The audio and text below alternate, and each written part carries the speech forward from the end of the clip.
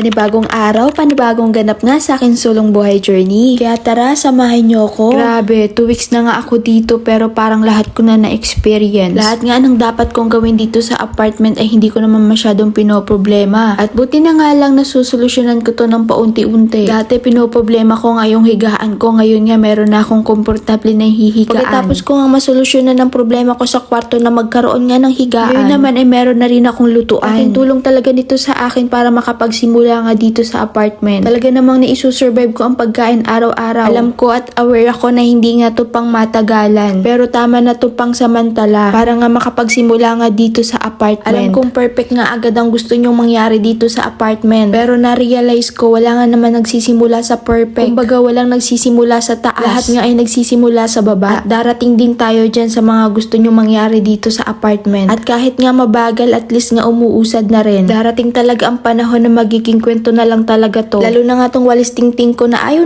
yung nakikitang ginagamit ko dito sa loob. Maniwala kayo, darating din ang tamang oras para mapalitan din natin yan. Kaya tsaga-tsaga muna tayo kung ano mang meron tayo. Kasi naniniwala ko na hindi naman to habang buhay na ganito. Parang napapansin ko parang napakalalim ng mga sinasabi ko ngayong araw. Pansin nyo rin ba? Pagkatapos nga maligo, syempre diretso laban na yan para hindi nga tayo't natatambakan ng labahan. Napakahirap din kasi ng sasampayan dito. Hindi nga pwede na madami ang sampayin. Pero sa akin, mas mabuti na ang gantong ginagawa ko. Na pagkatapos nga maligo ay naglalaban na kaagad. Napapansin ko parang lagi ko nga nahuhuli ang pagkain ko. At ito lang naman ang ganap ko ngayong araw. See you sa next journey. Bye!